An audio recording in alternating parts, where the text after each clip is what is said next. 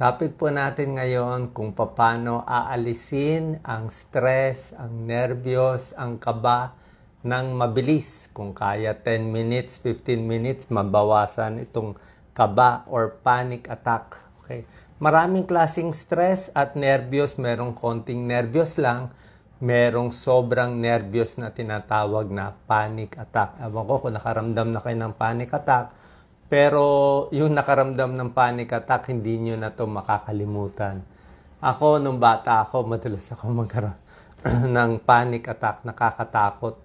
Actually, yung madalas manervyos, madalas mag-panic attack, pwedeng kabado ka lang or pwedeng senyales siya na sobrang stress, baka papunta na sa depression.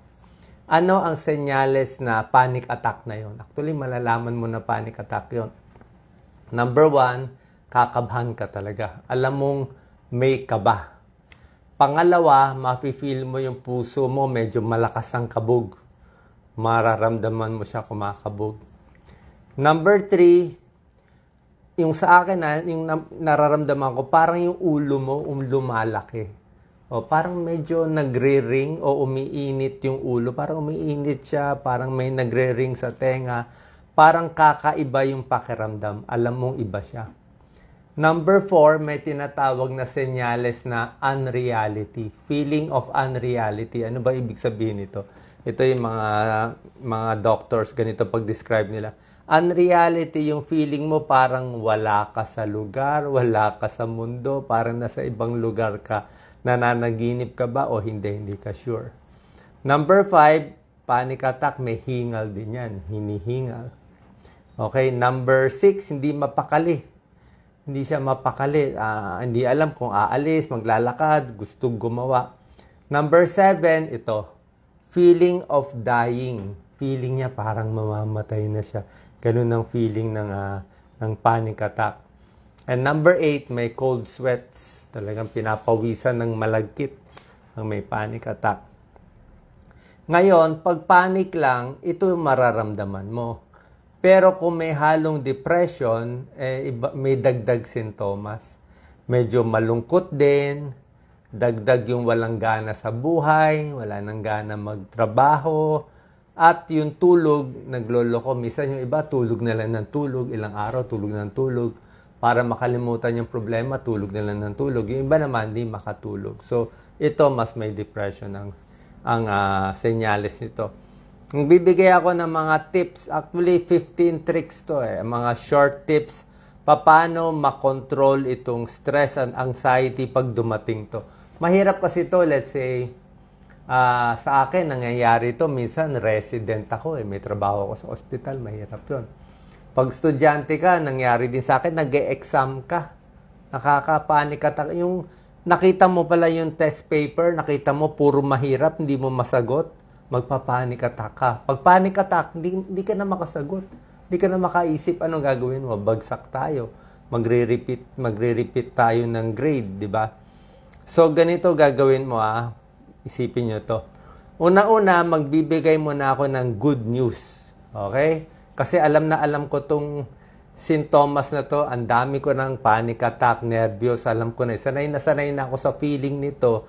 Kaya feeling ko expert ako dito. Okay, mula strategy at gamot, alam ko lahat. Ang good news dito, para sa akin 99% sa inyo nang nakikinig ngayon na may panic attack, ay walang seryosong sakit. Yan, ulitin ko. Kayong may panic attack, 99% walang sakit, hindi mamamatay, walang delikado, walang cancer, wala lahat. Bakit? Napanik ka lang nasobra panic ka Diba? Kung may heart attack ka, dapat ang sintomas mo masakit ang dibdib, diba?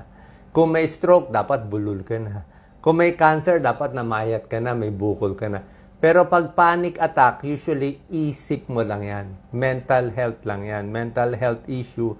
Parang napuno yung utak mo ng napakaraming bagay. O, palagyan natin, stress lang sa pamilya. O, mabigat na yan. Dagdagan mo pa stress na walang pera. Tapos, stress sa trabaho. Tapos, may deadline. So, nag-add yan. Parang sasabog yung ulo mo. Kasi nga, ang daming nagpatong-patong. Pero pag binawasan mo yung pumatong sa ulo mo, let's say yung isang trabaho, pasa mo sa isa, isang trabaho, tigil mo na, tumanggi ka na, medyo kakalma ka. Okay, so 99% hindi delikado, sabi ni Doc Willie, panoorin nyo itong video para hindi kayo matakot. Kasi goal ko lang matulungan kayo kasi napakahirap ng panic attack. Nung ako nagpa-panic attack ay 1980s, 1990s pa yun eh. Hindi natin alam anong sakit yun eh. Kala mo may sira ulo ka na, hindi mo alam kung tutuloy ka ba sa pag-aaral o hihinto ka na. Kasi hindi pinag-uusapan yun noon. Maganda nga ngayon, pinag-uusapan na yung mental health. Alam na eh. Ang isang magandang technique para maalis yung stress, nervous panic in 10 minutes, maganda rin, like ako yung doktor eh. Kung nakakausap ka sana ng doktor dati na sinabihan ka na hindi delikado yan. Hindi ka mamamatay. Yang chest pain mo, walang problema. Okay ang puso mo, tatagal yan ng mahaba. Ninenervyos ka lang, ipahinga mo lang. Ang gagawin mo pag panic attack, umupo ka lang ng pirmi sa isang lugar. Wala kang gagawin, upo ka lang dito, humiga ka lang. 10 to 15 minutes. So, ang mangyayari dyan, pag umupo ka, ganito ang mangyayari sa'yo. Yung puso mo, lakas ng kabog yan. Pati yung baro mo, gagalaw. Gagalaw tong baro mo, gaganyan pa yan. Okay, feeling mo parang may earthquake. Minsan nagising ako, earthquake. Sabi ko, uy, may lindol ah. Sabi ng mga tao, walang lindol.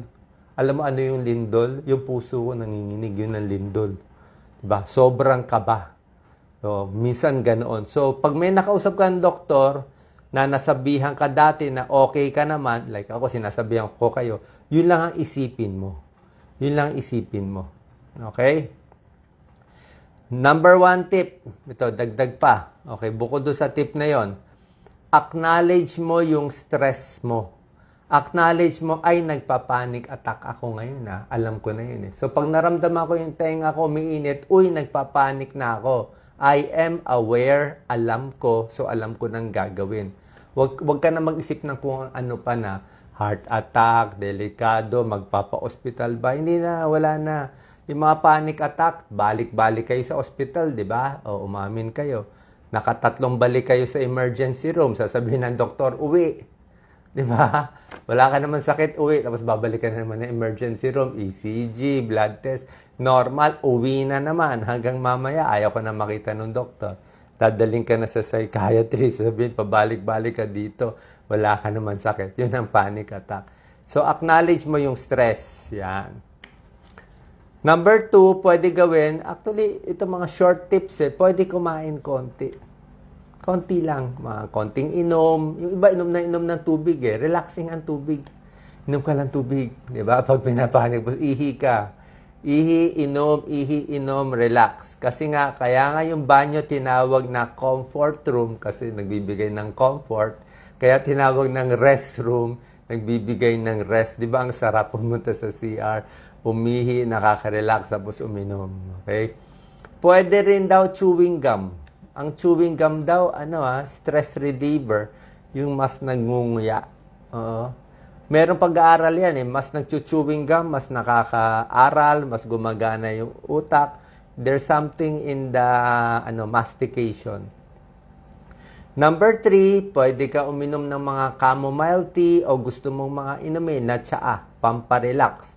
Ang ibig sabihin kasi nito, sasabihin, gawa ka ng tsaa, kinakabahan ka. Just the fact na pupunta ka sa kusina, kuha ka ng mainit na tubig, nagpakulo ka, nilagay mo yung tsaa mo, hinahanap mo. Gumawa ka ng 10 minutes, pag upo mo, wala ka ng stress. Paano nilibang mo sarili mo Gumalaw ka diba? Pwede rin yon. Number 4, strategy na mabilisan.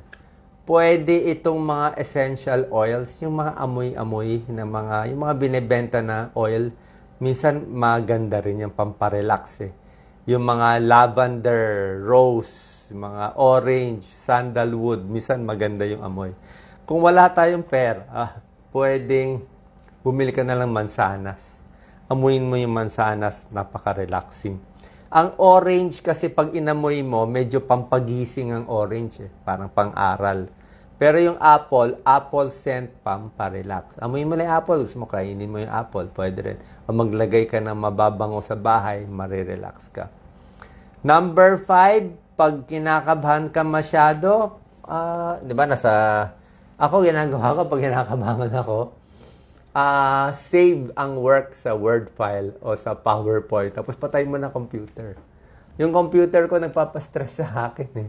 Walang yan yung computer, di ba? Pag nagka-computer ka, dami mo gagawin, doon ka ma-stress eh. Ako madalas sa computer, ang dami kong ginagawa. So, patay mo na computer, relax lang muna, maglakad-lakad ka, tumingin ka ng aso o pusa, kung may alaga ka, stress reduction, tapos mag-stretch ka. Yan, stretch ka. Yan. Yan ang masarap, di ba? So, ikot-ikot ka muna, ilang oras ka na nakakuba, so baliktarin mo naman yung stretch mo. I-hyperextend mo siya. Magganyan-ganyan ka muna, lakad-lakad, pwede yan. Para malibang. Number 6, ako pag nai-stress, nagpapanik, pwede ka makinig ng relaxing music. Dapat meron ka na, ako tinatype ko lang sa YouTube, yung music, instrumental, relaxing, i-type mo, relaxing, stress, anxiety, may mga music na piano lang paulit-ulit, okay? Pwede rin mga video na nagpapasaya sa'yo, yung mga inspirational talk, yung mga puno, halaman, dagat, diba? Tubig, bundok. Yung ganun lang, relax lang, relax. Number 7, pwede rin isulat. Ako parang effective yun eh. Dati, sulat natin diary, ngayon nagsusulat tayo, cellphone na lang eh. Kung meron kang kinakabahan o anong bagay, pwede mo isulat kung ano yung stress mo eh. Let's say, na-stress ka ng 3 bagay. Ako kasi, pag nagpa-panic attack, gusto ko malaman ano yung trigger. May trigger yan eh. Ano yung nagpadagdag sa utak mo kaya hindi kaya ng katawan mo. Minsan hindi mo alam kung ano yon. Sa akin, madalas overwork. Yung may utos dito, may pupuntahan dito, may meeting dito, 3 meeting, ganyan, dami mong gagawin. So, na-overwhelm ka, parang hindi ka makahinga sa dami ng work. So, pag ganon, pwede mo lang isulat, stress ako dahil sa trabaho ko, 1, 2, 3, 4. Diba? Kailangan tapusin ko to, wala ng oras. So, minsan sabihin ko, kung ilan lang matapos, tapos, sabihin ko, pag natapos ko tong number 1, yan, makahinga na ako konti. 3 na lang tatapusin ko. Pag natapos ko yung number 2, yan. So, sa akin, tatapusin ko ang 1 and 2, tapos magre-relax ako. I-reward ko sarili ko pag natapos ko. So, fino-focus ko yung utak ko sa positive at hindi negative. Sabihin, wala lang yan, kinakabahan ka lang, matatapos mo rin yan. Number 8, mabilisan to, tanggal ng stress, pwedeng maglakad. Lakad lang, alis ka doon sa lugar. Minsan, may nakita kang taong hindi mo gusto. Kaaway mo. May inggit sa'yo, galit sa'yo. Tapos, pag nakausap mo siya, nafe-feel mo parang gusto mo na pumutok. Diba? Minsan, may taong ganun. Gusto mo siya, mamaya maaway mo siya, masigawan mo siya, lumaki ang away. So, umalis ka na lang. Go for a walk, exercise, maganda yan, nagre-release ng endorphins, minus stress yan pag naglalakad. Walking para siyang moving meditation. Okay? Ilang ikot-ikot lang, marerelax ka na. Very effective ang walking, tsaka maganda yung circulation. Number 9, pwede itong isang technique pag kinakabahan ako dati, yung talagang total panic attack, pwede ka mag-focus sa isang bagay. Okay? Tumingin ka, let's say dito sa design, sa dingding. Ano ba design nito? O, minsan binibilang ko yan, ilan ba to? 1, 2, alam ba yan? 20, 100 ba ito? 100 mga dots pa to? O minsan sa banyo, binibilang ko yung mga blocks, ilan ba to? 5 tiles, tapos by 8, 5 times 8, 40, yung mga ganon. Nililibang mo lang sarili mo. Iniibang mo lang. Tumingin ka lang sa ibang bagay. Tumingin ka sa ginagawa ng tao. Ang point is, huwag kang matakot na, imbis na isipin mo, mamamatay na ako, lagot na ako, papano na anak ko, ilibang mo lang sarili mo. Pwede yun. Number 10, syempre, yung breathing method. Itong 4-7-8 breathing method. 4-7-8 is 4 seconds hinga. Mahirap to eh. Tapos pigil 7 seconds. Medyo mahirap ang pigil 7 seconds. Hinga. Pigil siguro mga 3-4 seconds lang eh. Kaya ko eh. Tapos exhale matagal. Gusto niya mga 8 seconds. So, ang ibig sabihin, hinga todo, pigil, tapos exhale ng mabagal na mabagal. Kung kaya 8 seconds. Pabagal ng pabagal. Anong purpose niyan? Pag heart rate mo mabilis, pinapabagal niya. Pag blood pressure mo mabilis, pinapabagal niya. Yung mga nagme-meditate, yung sa Hinduism, sa ibang mga religion, Buddhism, nagko-concentrate lang sila sa hingan nila. Tapos mayroon silang parang magic word. Eh. Parang any word lang eh. Sabi nila, om, ganun lang sila, parang relax. Ibig sabihin, imbis na mag-focus sila sa worry, sa takot, sa away, focus ka lang sa hinga at sa salita. In the moment ka lang. Parang meditation siya. Relaxing. Maganda nga, relax ka sa umaga. Relax ka rin sa gabi. Number 11, bago lang to.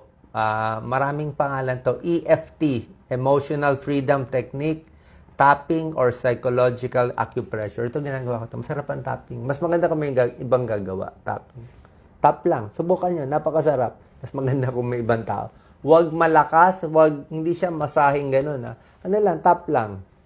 Tap. Parang tinitrigger mo siya. Ayan, oh. Di ba pag bata umiyak, tinatap lang kalmado. Kasi pag tinatap mo, parang nagre-release din ng good hormones. Tapping.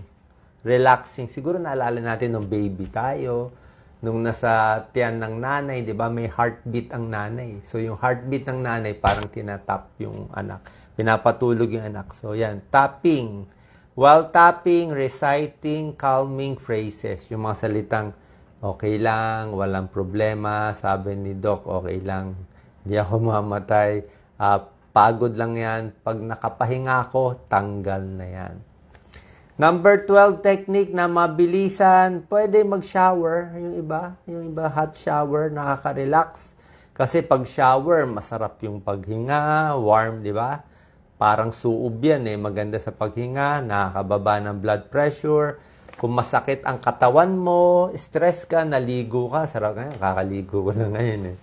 Kaya yung buhok ko, dikit-dikit, di ba? So, masarap kasi shower, malinis, hindi mabaho, okay?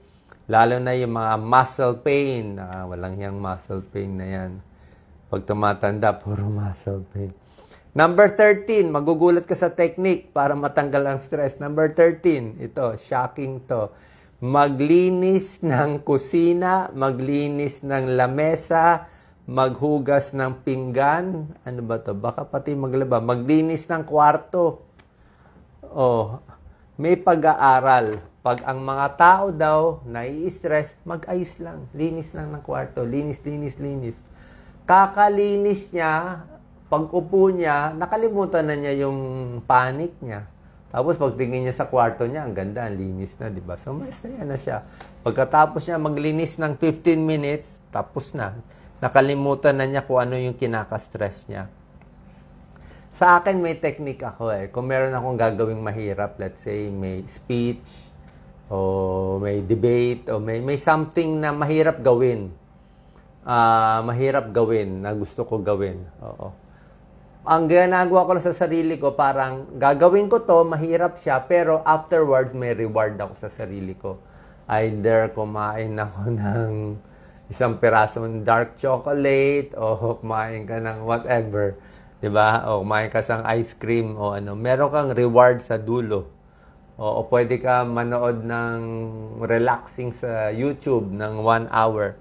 So, may reward afterwards. So, para kahit mahirap yon, nilulook forward ko lang, kailangan ko yung reward. So, gagawin ko yung mahirap. Number 14, mabilis to makatanggal ng stress. Tawagan ng nanay. Call your mom. Pwede yan, di ba? Laging gano'n, nasaan si mom. Or tawagan yung asawa. Mabilis makarelax. Tawagan ng friends. Pwede rin, family. Minsan, pag may nakausap kang ibang taong mabait, okay na rin. Number 15, mabilis is massage. Masahe. O, kung may magmamasahe sa'yo, 'Di ba? Kung anak mo, malilit na mga bata, minsan magaling mag-massage. Massage, 'di ba? Merong mga spa music, 'di ba? Yan, pamparelax yan. Okay? So, itong mga chronic stress, syempre, pag tuloy-tuloy yan, pwede maging mental health problem. Pag hindi effective, papapunta tayo sa doktor. Kaya lang, sa akin, unless talaga may bad signs, no? Unless bad signs na may bad signs, tingin ko, pwede naman hindi magpa-check up kung konting panic-panic lang. O kung nakakatrabaho ka naman, hindi mo naman kailangan ng psychiatrist. Kasi minsan kasi pag napunta tayo sa doktor, syempre pumunta ka sa doktor, bibigyan ka ng gamot eh. Baka hindi mo naman kailangan mabigyan ka ng antidepressant, di ba? So, depende sa inyo. Kailan ba talaga kailangan bigyan ng gamot? Okay, yung mga antidepressant. Yung mga antidepressant kasi pang matagalan. Kailangan mo lang yung gamot kung hindi ka na makafunction. Yung galit na yung tao sa bahay mo. Hindi ka na makatrabaho, nagwawala ka na, sumisigaw na, nagbabato na, o di ba? O physically, namayat na, o tumaba na masyado, yung baka kailangan mo na.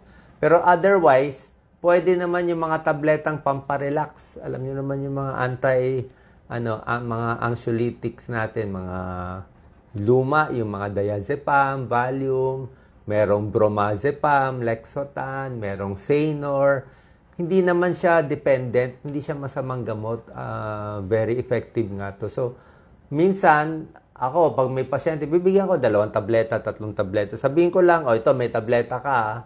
Favorite ko dyan yung, yung luma, yung bromazepam, Lexotan. So, 1.5 milligrams, half tablet. Sabi ko lang, lagay mo sa wallet mo, pag kinabhan ka, di inumin mo. In 15 minutes, kakalma ka lang konti. Kakalma ka konti. Kung 4 ang problema iniisip mo, magiging 2. Pero minsan, mas maganda, wag mo na inumin. Tingnan mo lang, meron akong ready gamot, pero kung di naman kailangan, makuha nitong techniques, pwede na yan. Okay? Tapos isa pang good news. Okay? May good news ako sa inyo, di ba? 99%, hindi delikado. Another good news, kung kayo nagpa-panic attack at kayo ay edad 40 pataas na. Okay? Nakakatakot ang panic attack kung kayo ay teenager, kung kayo ay 20s, kasi bata ka pa eh. Haba pa ng buhay ko, tapos nagpanic na ako. Pero kung medyo gurang na tayo, 40 years old na kayo, 50 years old na, nagpa-panic attack pa, 60 years old na, nagpa-panic attack pa, ano ba to? Paulit-ulit na lang. Magsasawa na yung panic sa'yo. Diba? Dapat magsawa na yung panic. Parang baka mamaya 80, 90 years old magpapanik ka. Dapat ka ba magpapanik na iikli ang buhay mo? Naka-80 ka na nga, naka-90 years old ka na. So ano na yon? Overacting na yon. So yung panic attack sa tingin ko, pang 40 and below, pwede mo sabihin. Pero pag matanda na, dapat magsawa ka na sa panic attack kasi paulit-ulit yan. In short, nasa dugo mo yan. Nakalimutan ko pala sabihin ng cause. Ang cause ng panic attack, nakalimutan ko sabihin, dapat inuna ko. Alam nyo anong cause? Kasalanan ng magulang nyo. Okay? Nanay nyo, panikera. O, tatay nyo, nervyoso. Namanan nyo yan. Nung bata ka pa, nakita mo yung nanay mo, panik ng panik. Ang dami sinasabi, anong mangyari dito? Malulugi ang negosyo, masusunog ang bahay, mawawala yung anak, di ba? So, sobrang panic ng magulang mo, kasama mo sa bahay, namana mo, nahawa mo yun. And, or kung hindi naman nakita mo physically, baka genetic talaga. Medyo yung lahi din eh. Meron ding taong mas panik. Pero unti-unti, malalabanan natin to, overcoming fear. Harapin yung kinakatakot mo. Takot ka magsalita, sige, go. Diba? Takot ka mag-video, sige, go. Ako, dati, mahihain ako talaga dito. Ito problema ko eh. Pero, like tong speech, diba? Pag takot ka, isa lang iniisip ko eh. Meron akong technique na mawala yung takot ko eh. May nagkiklik eh. Pag iisipin ko na, baka tawanan ako ng tao, tatakot ako. Pero pag inisip ko, hindi, sila tinutulungan ko, ang dami makikinig, ang dami manonood, hindi naman to para sa akin, wala naman akong binibenta, wala akong kailangan dito, gusto ko lang maging masaya kayo, mawala yung panic attack. Who knows, sa video na to, gumanda buhay mo, umayos ang buhay mo, imbis na magkulong ka na lang sa bahay at masira ang buhay mo, malungkot ang magulang mo, one video lang, baka gumaling ka, maging masaya ka, nakatulong pa tayo. So, pag gano'n na inisip ko, ang speech ko ay para sa iba at hindi para sa akin, nawawala yung takot ko. Ganun lang kasimple yun. So, good luck po. Share po natin sana sa mga kaibigan. Hopefully, nakatulong tong video para sa inyo. Pero kung malala, feeling nyo ibang problema, pa-check tayo sa doktor. Pwede rin sa psychologist, pwede rin sa psychiatrist, pwede sa guidance counselor, pwede sa pastor, o pwede sa guidance counselor. Okay din. Good luck po. Salamat po.